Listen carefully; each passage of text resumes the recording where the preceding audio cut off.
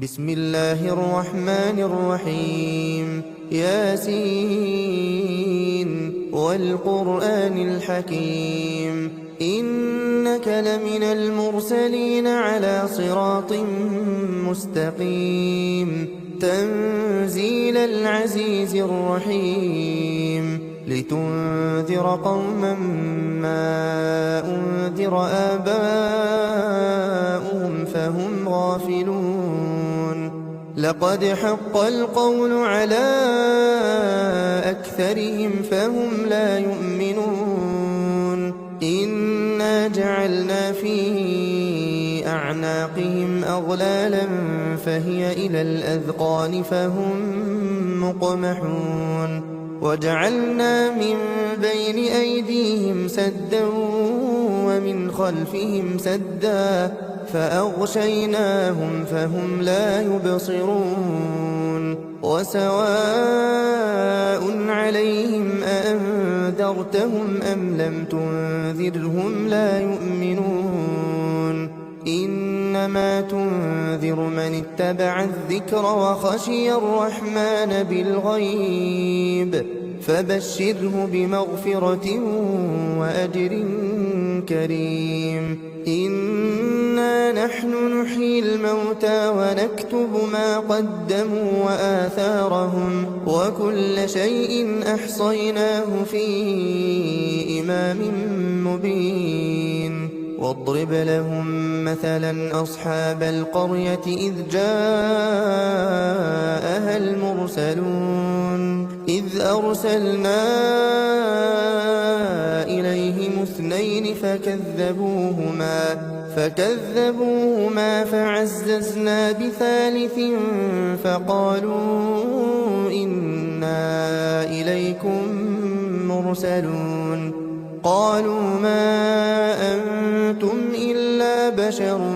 مثلنا وما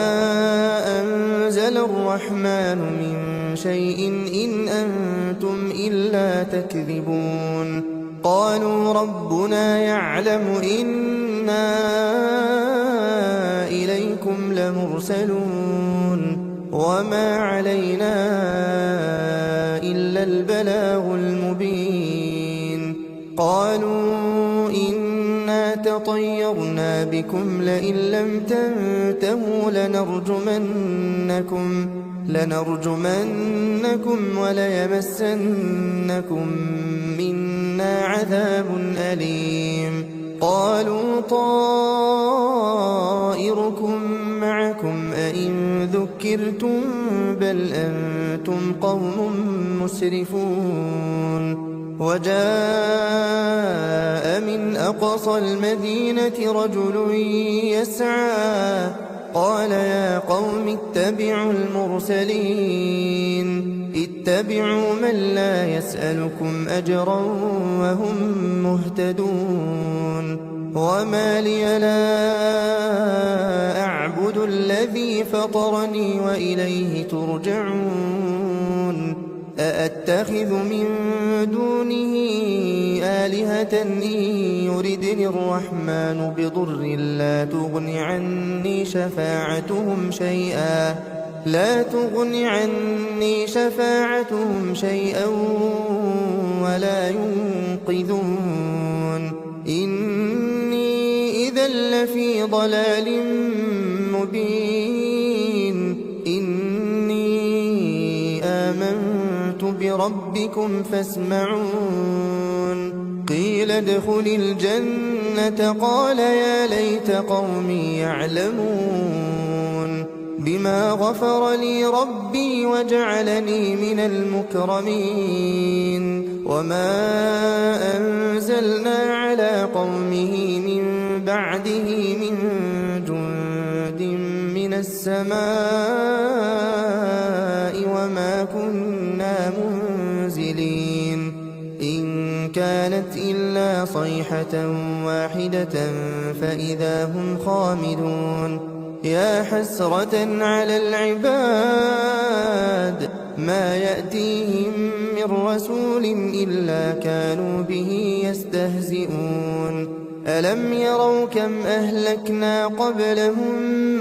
من القرون أنهم إليهم لا يرجعون وإن كل لما جميع لدينا محضرون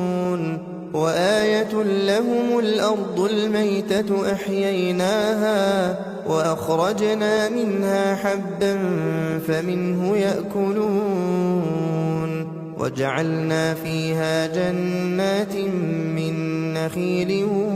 وأعناب وفجرنا فيها من العيون ليأكلوا من ثمره وما عملته أيديهم أفلا يشكرون سبحان الذي خلق الأزواج كلها مما تنبت الأرض ومن أنفسهم ومما لا يعلمون وآية لهم الليل نسلخ منه النهار فإذا هم مظلمون والشمس تجري لمستقر لها ذلك تقدير العزيز العليم والقمر قدرناه منازل حتى عاد كالعرجون القديم لا الشمس ينبغي لها أن تدرك القمر ولا الليل سابق النهار وكل في فلك يسبحون وآية لهم أنا حملنا ذريتهم في الفلك المشحون وخلقنا لهم من مثله ما يركبون وإن نشأ نغرقهم فلا صريخ لهم ولا هم ينقذون إلا رحمة منا ومتاعا إلى حين وإذا قيل لهم اتقوا ما بين أيديكم وما خلفكم لعلكم ترحمون وما تأتيهم من آية من آيات ربهم إلا كانوا عنها معرضين وإذا قيل لهم أنفقوا مما رزقكم الله قال الذين كفروا للذين آمنوا أنطعم من لو يشاء الله أطعمه إن أنتم إلا في ضلال مبين ويقولون متى هذا الوعد إن كنتم صادقين ما ينظرون إلا صيحة واحدة تأخذهم وهم يخصمون فلا يستطيعون توصية ولا إلى أهلهم يرجعون ونفخ في الصور فإذا هم من الأجداث إلى ربهم ينسلون قالوا يا ويلنا من بعثنا من مرقدنا هذا ما وعد الرحمن وصدق المرسلون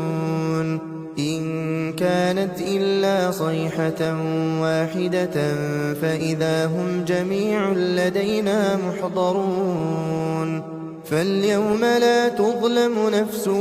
شيئا ولا تجزون إلا ما كنتم تعملون إن أصحاب الجنة اليوم في شغل فاكهون هم وأزواجهم في ظلال على الأرائك متكئون لهم فيها فاكهة ولهم ما يدعون سلام قولا من رب رحيم وامتازوا اليوم أيها المجرمون ألم أعهد إليكم يا بني آدم ألا تعبدوا الشيطان إنه لكم عدو مبين وأن اعبدوني هذا صراط مستقيم ولقد أضل منكم جبلا كثيرا أفلم تكونوا تعقلون هذه جهنم التي كنتم توعدون اصلوها اليوم بما كنتم تكفرون اليوم نختم على أفواههم وتكلمنا أيديهم وتشهد أرجلهم بما كانوا يكسبون ولو نشاء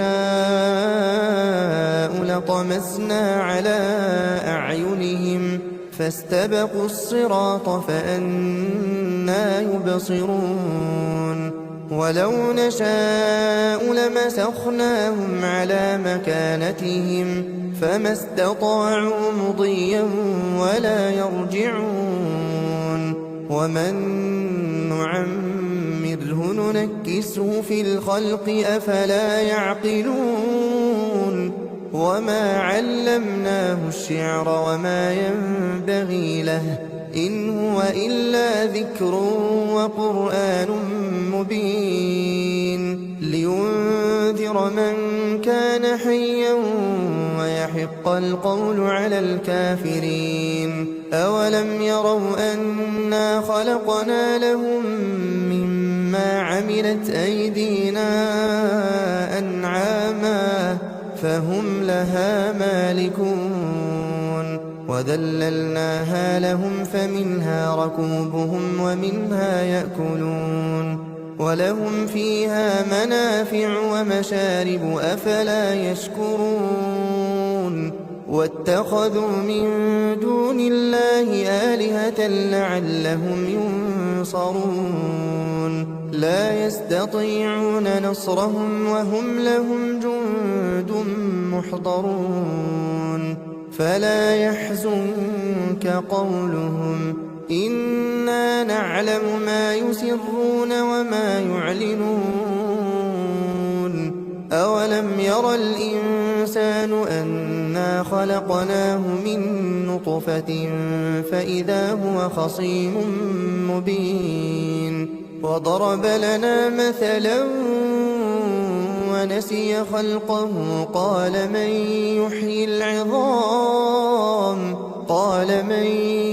يحيي العظام وهي رميم قل يحييها الذي أنشأها أول مرة وهو بكل خلق عليم الذي جعل لكم من الشجر الأخضر نارا فإذا أنتم منه توقدون أوليس الذي خلق السماوات والأرض بقادر على أن يخلق مثلهم بلى وهو الخلاق العليم إنما أمره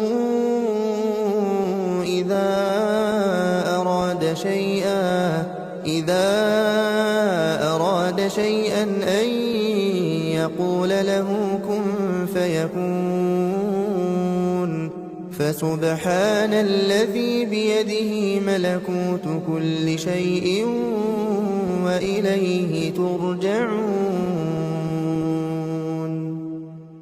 بسم الله الرحمن الرحيم إذا وقعت الواقعة ليس لوقعتها كاذبة خافضة رافعة إذا رجت الأرض رجا وبست الجبال بسا فكانت هباء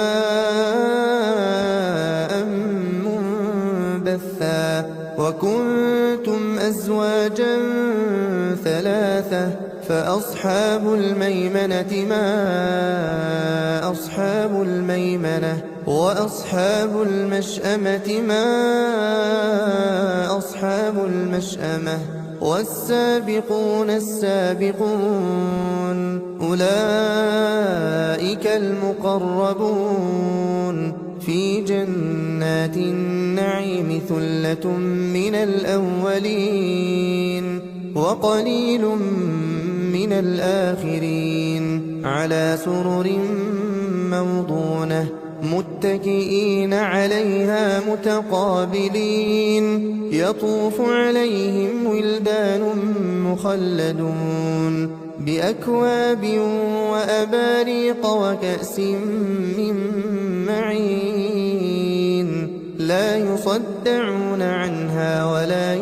ينزفون وفاكهة مما يتخيرون ولحم طير مما يشتهون وحور عين كأمثال اللؤلؤ المكنون جزاء بما كانوا يعملون لا يسمعون فيها لغوا ولا تأثيما إلا قيلا سلاما سلاما وأصحاب اليمين ما أصحاب اليمين في سدر مخضود وطلح منضود وظل ممدود وماء مسكوب وفاكهة كثيرة لا مقطوعة ولا ممنوعة وفرش مرفوعة إنا أنشأناهن إنشاء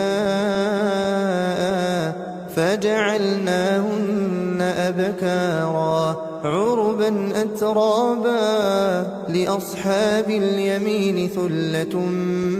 من الأولين وثلة من الآخرين وأصحاب الشمال ما أصحاب الشمال في سموم وحميم وظل من يحموم لا بارد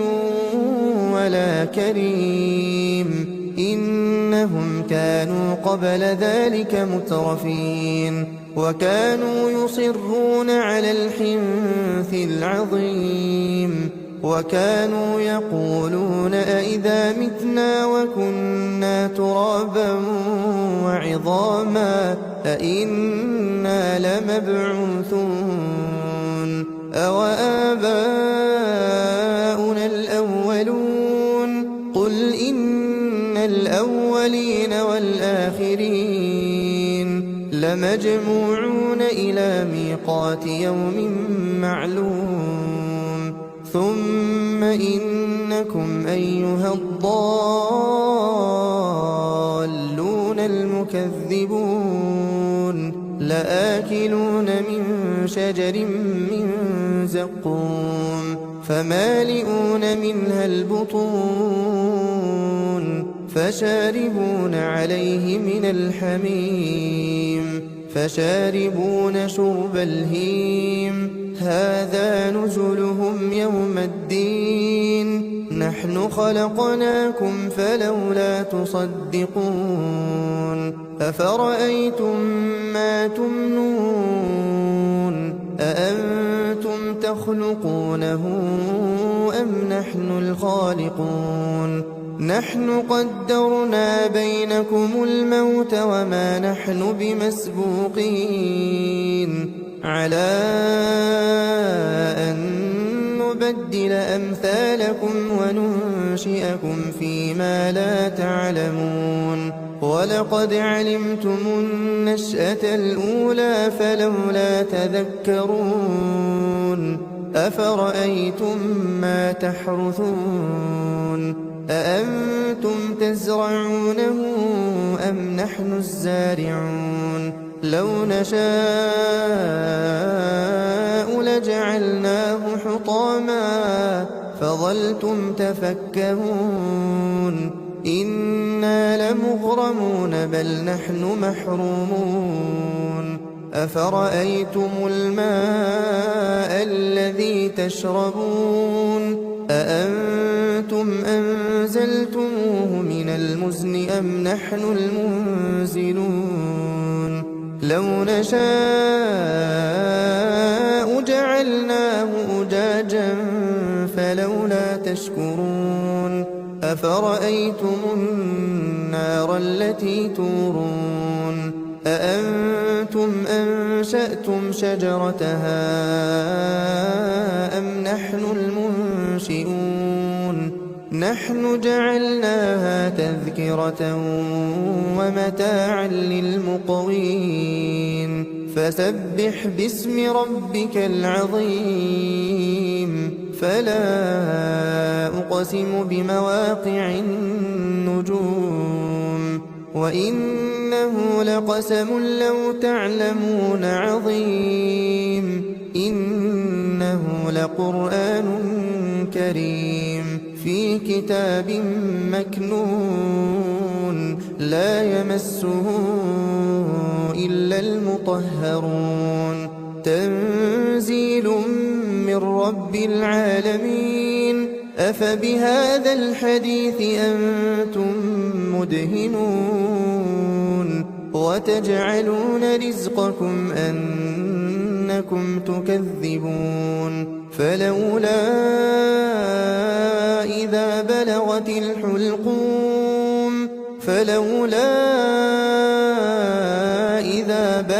الحلقوم وأنتم حينئذ تنظرون ونحن أقرب إليه منكم ولكن لا تبصرون فلولا إن كنتم غير مدينين ترجعونها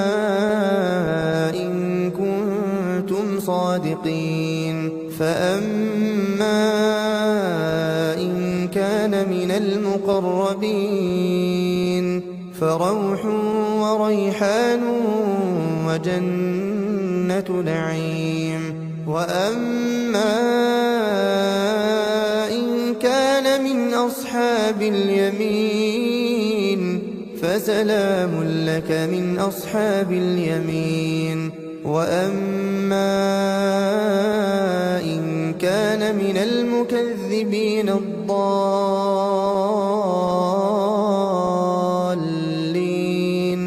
فنزل من حميم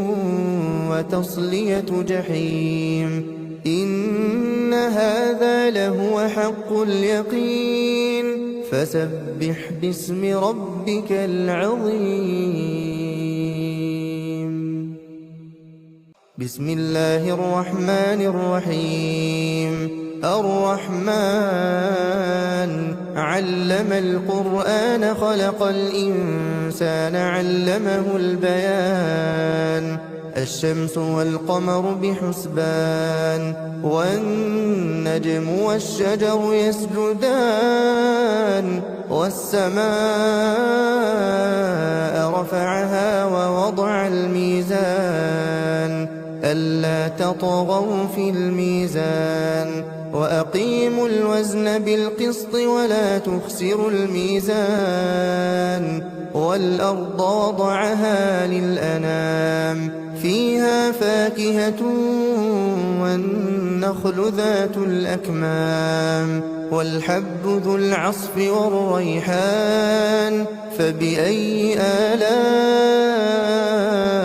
ربكما تكذبان خلق الإنسان من صلصال كالفخار وخلق الجان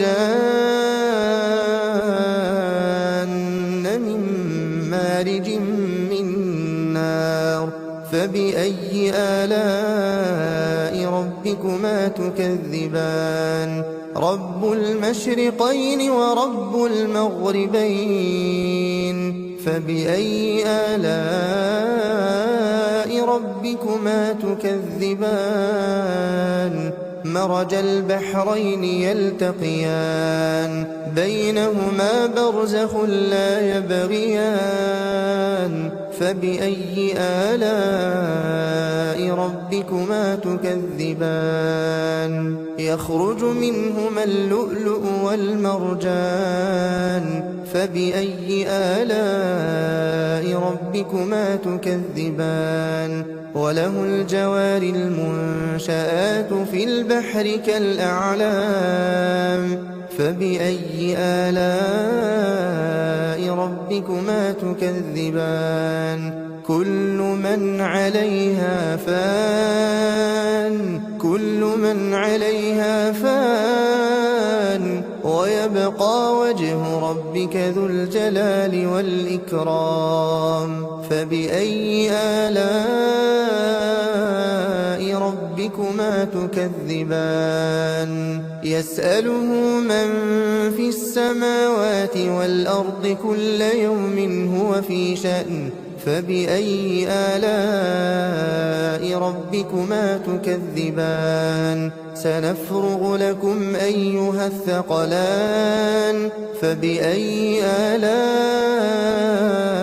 ربكما تكذبان يا معشر الجن والإنس إن استطعتم أن تنفذوا من أقطار السماوات والأرض فانفذوا لا تنفذون إلا بسلطان فبأي آلاء ربكما تكذبان يرسل عليكما شواظ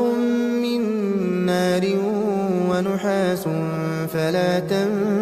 تنتصران فبأي آلاء ربكما تكذبان فإذا انشقت السماء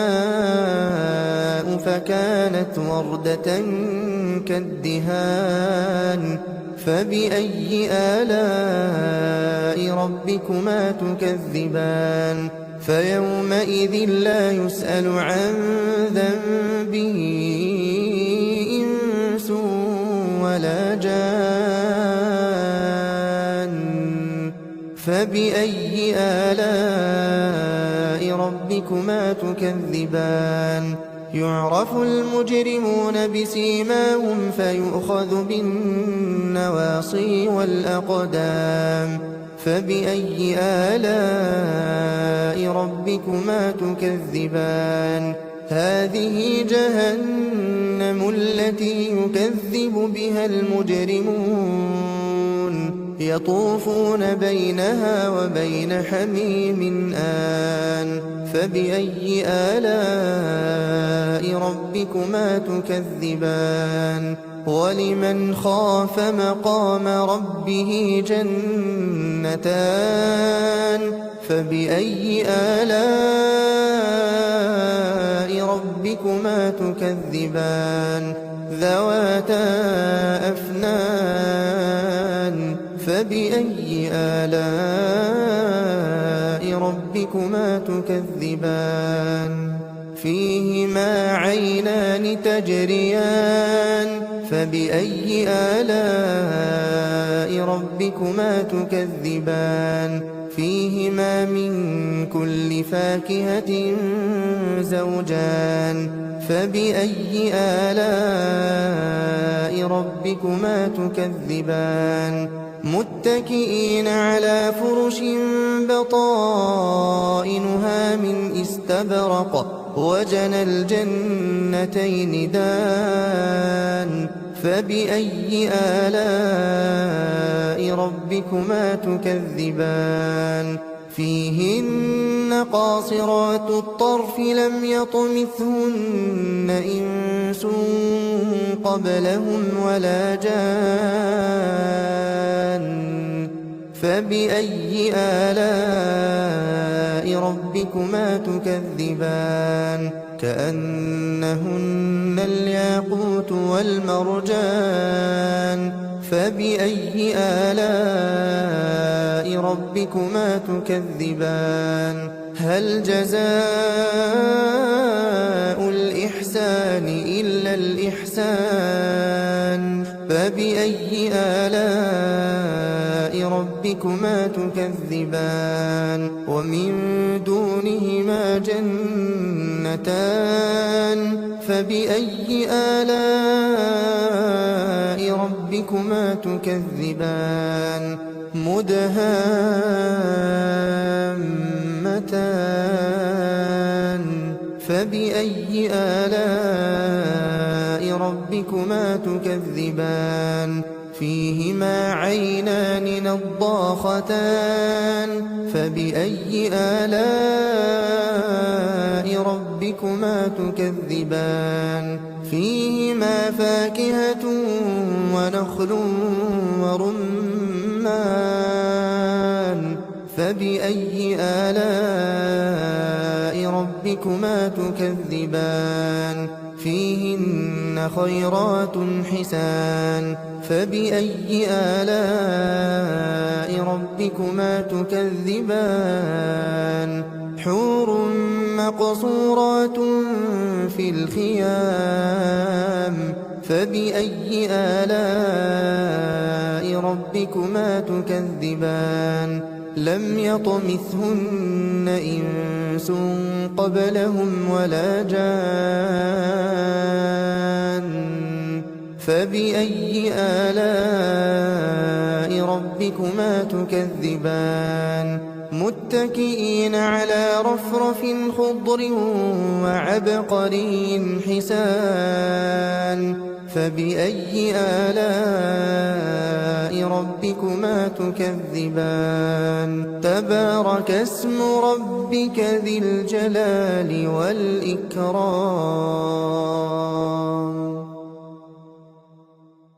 بسم الله الرحمن الرحيم تبارك الذي بيده الملك وهو على كل شيء قدير الذي خلق الموت والحياة ليبلوكم أيكم أحسن عملا وهو العزيز الغفور الذي خلق 7 سماوات طباقا ما ترى في خلق الرحمن من تفاوت فارجع البصر هل ترى من فطور ثم ارجع البصر كرتين ينقلب إليك البصر خاسئا وهو حسير ولقد زينا السماء الدنيا بمصابيح وجعلناها رجوما للشياطين وأعتدنا لهم عذاب السعير وللذين كفروا بربهم عذاب جهنم وبئس المصير إذا ألقوا فيها سمعوا لها شهيقا وهي تفور تكاد تميز من الغيظ كلما ألقي فيها فوج سألهم خزنتها ألم يأتكم نذير قالوا بلى قد جاءنا نذير فكذبنا وقلنا ما نزل الله من شيء إن أنتم إلا في ضلال كبير وقالوا لو كنا نسمع أو نعقل ما كنا في أصحاب السعير فاعترفوا بذنبهم فسحقا لأصحاب السعير إن الذين يخشون ربهم بالغيب لهم مغفرة وأجر كبير وأسروا قولكم أو اجهروا به إنه عليم بذات الصدور ألا يعلم من خلق وهو اللطيف الخبير هو الذي جعل لكم الأرض ذلولا فامشوا في مناكبها وكلوا من رزقه وإليه النشور أأمنتم من في السماء أن يخسف بكم الأرض فإذا هي تمور أم أمنتم من في السماء أن يرسل عليكم حاصبا فستعلمون كيف نذير ولقد كذب الذين من قبلهم فكيف كان نكير أولم يروا إلى الطير فوقهم صافات ويقبضن ما يمسكهن إلا الرحمن إنه بكل شيء بصير أمن هذا الذي هو جند لكم ينصركم من دون الرحمن إن الكافرون إلا في غرور أمن هذا الذي يرزقكم إن أمسك رزقه بل لجوا في عتو ونفور أفمن يمشي مكبا على وجهه أهدى أمن يمشي سويا